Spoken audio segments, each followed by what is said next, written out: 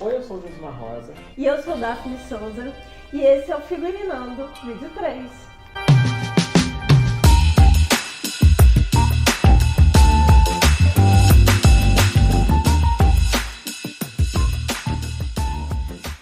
Nesse terceiro vídeo, nós vamos falar sobre o que nós elencamos como a terceira função do figurino.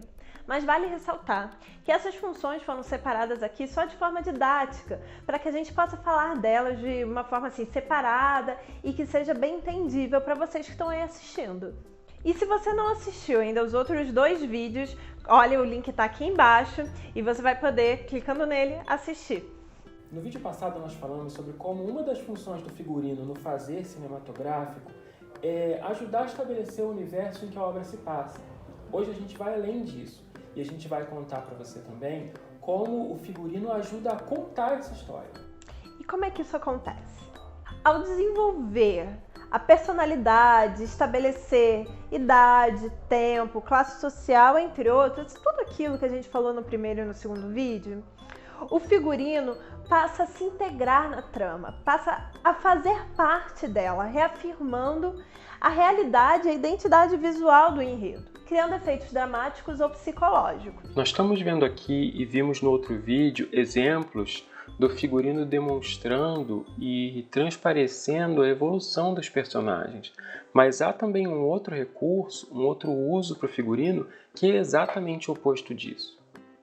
Na série da HBO Santos Dumont, que também teve parte das suas cenas filmadas em Petrópolis, nós acompanhamos o protagonista ao longo de toda a vida. Isso leva a uma decisão inevitável, que é a troca do intérprete. Esse expediente, o de trocar o intérprete, que é o rosto principal da obra, é sempre uma decisão desafiadora. E é por isso que muitos realizadores acabam optando por um recurso mais controverso, que é apostar em próteses e outros elementos de caracterização para envelhecer o ator e que muitas vezes tornam esse envelhecimento artificial. Mas isso tem um objetivo, que é não trocar o rosto principal e não enfraquecer o elo com o espectador. Em Santos Dumont isso é impossível, porque a gente acompanha o protagonista desde a infância até a terceira idade. E por isso nós temos 3 atores interpretando o mesmo papel. Então, aqui é interessante a gente notar que o trabalho é diferente. Ao invés de mostrar a evolução do personagem, a função do figurino aqui é de ajudar a reforçar a ideia de que esses 3 rostos são de fato a mesma pessoa. Então, o que acontece aqui é que o figurino cria uma estética fixa, que acompanha o personagem ao longo de toda a obra e que incorpora aquela imagem clássica do Santos Dumont de chapeuzinho. Então, nós temos aqui um personagem que ao longo de toda a vida usa basicamente o preto e o azul escuro, e o cabelo sempre escovadinho, bem lambido. Um outro elemento muito interessante aqui que ajuda a criar essa identidade visual é uma decisão ao longo de toda a obra de não trazer o Santos Dumont com uma gravata tradicional. Ao invés disso, a gente sempre vê que ele está com alguma coisa no pescoço. Então, desde a infância, ele vai sempre usar ou uma gravata borboleta, ou um laço, ou uma fita, ou mesmo um lenço fechando o colarinho. Também entra em ação alguns efeitos do figurino que dentro daquela trama ele consegue ou reafirmar o que está sendo dito por aqueles personagens ou intensificar o que aqueles personagens estão experimentando. E a gente consegue ver isso nesse exemplo que eu estou trazendo aqui do filme Titanic, onde quando a Rose consegue fugir dos guarda-costas, do pai, do marido, do noivo, né? Ainda não é marido dela, e encontrar com o Jack e vão para a proa do navio, ela tá com um figurino que ela mostra a leveza que ela tá passando por aquele momento. Então é um figurino extremamente leve, esvoaçante e etc. Já em outra cena, quando a mãe dela tá reafirmando quais são os deveres da mulher, os deveres dentro do casamento e dela dentro da sociedade, é uma cena que está se passando exatamente da mãe colocando espartilho na Rose e apertando ela com aquele espartilho. E isso reafirma o quê? A experimentação do controle que tem em cima da mulher, todo aquele momento social e etc. E o espartilho, naquele momento, o espartilho é uma peça estruturada que também servia para controlar o corpo feminino. Ele reafirma o que está sendo dito e o que está sendo experimentado pela Rose. A essa altura você já deve ter percebido que o figurino não é apenas uma roupa dentro da trama. Ele conversa com toda a linguagem visual ao redor. Outro caso interessante que serve para exemplificar o modo como o figurino acompanha a evolução de um personagem está no filme Pai em Dobro, da Netflix, que é protagonizado pela Maísa e que também teve cenas rodadas em Petrópolis. O longa começa numa comunidade que, visualmente falando, mistura elementos e referências hippies e orientais, e que exatamente por isso, nesse momento da produção, todo o design de produção se apoia em uma paleta de cores que prefere os tons muito fortes e que até lembra um pouco o Technicolor, que foi a primeira tecnologia de fazer filmes em cores e que só era capaz de registrar as cores em tons muito fortes. Então, nesse momento do longa, nós temos sempre tons muito fortes, aliados a estampas bem marcantes também. A ideia realmente é criar uma estética bem marcada e bem carregada. Assim, quando a protagonista, que aqui é vivida pela Maísa, sai dessa comunidade e vem para o mundo exterior, o Rio de Janeiro, a princípio o que a gente vê é simplesmente uma suavização do modo como ela se veste. Vale lembrar que o filme não faz uma coisa que seria um recurso muito simples e muito óbvio, que é simplesmente criar esse mundo exterior como um lugar acinzentado. Mas, na verdade, esse mundo exterior é um lugar que também tem cor, mas que tem cor de maneira um pouco mais equilibrada. A gente pode perceber que não é uma simples decisão, por exemplo, de usar uma fotografia que desature as cores. O que a gente vê realmente é um design de produção que favorece uma paleta de cores mais naturalista, e é esse padrão mais equilibrado que é aos poucos absorvido pela Maísa.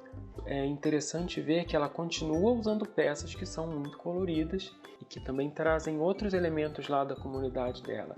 O bordado, o patchwork, as estampas, o crochê, mas ela alia a essas peças outras peças que são mais neutras e que são mais urbanas.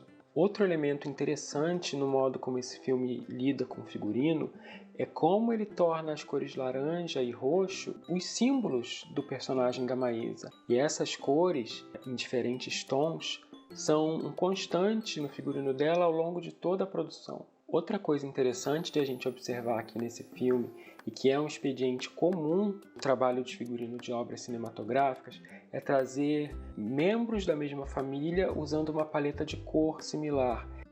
A gente consegue ver isso de maneira mais clara com a mãe dela. A gente vê que elas usam, em alguns momentos, não só a mesma cor, mas em tons parecidos também. E a gente também vê isso com os supostos pais dela. Daphne, é muito importante chamar a atenção aqui por fato de que essas funções que nós estamos vendo, elas não acontecem de maneira separada, elas acontecem simultaneamente numa mesma obra. Quando a equipe de uma obra audiovisual consegue essa união perfeita entre imagem e palavra, a mensagem dessa obra será compreendida de maneira perfeita pelo espectador. O figurino também nos ajuda a entender o arco dos personagens dentro de uma obra. E essa evolução pode acontecer de acordo com a mudança do status do personagem ao longo do filme. A gente pode enxergar a identidade do personagem mudando, seu crescimento pessoal e interno, e como esse crescimento está diretamente ligado à evolução da trama, seja fortalecendo ou amadurecendo sua personalidade, e ainda o passar do tempo e até mesmo o envelhecimento. Como falamos anteriormente, além de criar identidade e transmitir informações importantes, o figurino também serve para ilustrar mudanças importantes no rumo de um personagem. Para ilustrar este recurso, vamos trabalhar com o exemplo emblemático da série de TV Game of Thrones, que é a Cersei, vivida pela Lena Headey. Nas 3 primeiras temporadas, Cersei é a rainha consorte, ou seja, ela é meramente a esposa de um rei, sem poderes de fato. E ela dedica muito do seu tempo a uma relação incestuosa com seu irmão. O figurino dela transparece feminilidade e sensualidade porque estes são, na verdade, os únicos artifícios que ela tem para conseguir poder. Assim, nós vemos que os visuais dela são bem femininos. Ela usa roupas coloridas, muitas vezes com um pouco de inspiração oriental e leves estampas cordiais e joviais. Os cabelos também sempre estão bem arrumados, em penteados soltos ou semi-presos com tranças. Aqui e ali, nós vemos ainda um pouco de vermelho e dourado, que são as cores da casa Lannister. Quando seu marido morre, uma morte arquitetada por ela mesma, seu filho Joffrey se torna rei, e nós vemos uma pequena mudança nos figurinos dela, que deixam de lado esse aspecto descompromissado e jovial. Embora no que diz respeito à forma não haja muitas diferenças, ela se torna um pouco mais formal. Nós não apenas vemos a cor vermelha aparecendo de maneira mais consistente, mas começamos a ver também pequenos detalhes em seus vestidos que parecem ser alusões a armaduras. E nessa fase em que surge a personagem da Margaery Tyrell.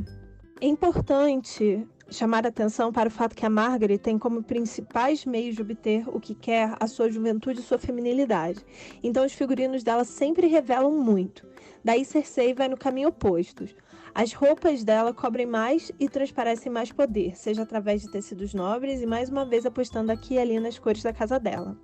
A partir da 7ª temporada, vemos uma mudança definitiva nos visuais de Cersei. Chegando ao trono como rainha, agora ela definitivamente não precisa mais usar sua beleza ou sensualidade como maneira de conseguir poder, porque ela não depende mais do homem para isso. Ela chegou ao posto mais alto de Westeros e vai defender seu poder a todo custo. Por isso, seus vestidos começam a incorporar elementos militares de maneira mais aberta do que antes. São acabamentos em metal e ferro, ombreiras e correntes que emulam armaduras e muitas vezes fazem com que suas peças sequer possam ser consideradas vestidos. A ideia realmente é criar um visual intimidador e andrógeno, e a decisão de manter o cabelo curto tudo tem a ver com isso. Mais do que simplesmente se distanciar da imagem da mulher indefesa da qual ela precisa desesperadamente se afastar, esses visuais de sua fase final aparecem antever a guerra que se aproxima e mostrar que ela está pronta para o combate. Agora ela se afasta um pouco do vermelho e dourado e cai com força no preto e nos tons escuros de cinza.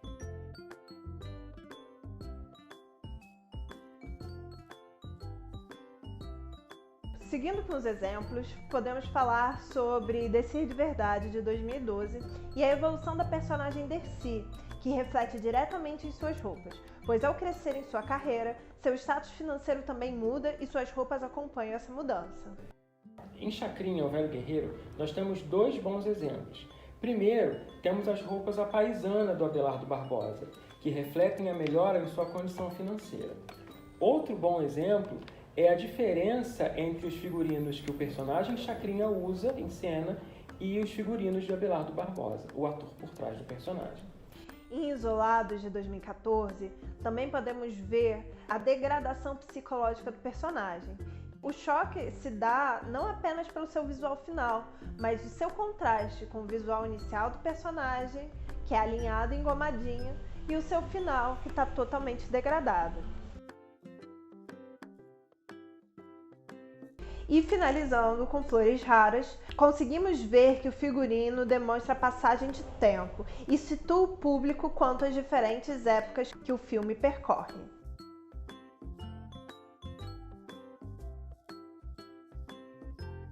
Gostou desse conteúdo? Curte cinema? Então segue a gente nas redes sociais. Eu sou figurinista e nas minhas redes sociais você vai conseguir encontrar vídeos parecidos com esse falando de cinema, teatro, televisão, entre outros, e um pouquinho do meu trabalho profissional. Eu tenho um blog em que a gente fala sobre filmes e séries e a gente sempre comenta sobre as coisas que a gente gostou ou não. Segue a gente lá. Valeu, gente!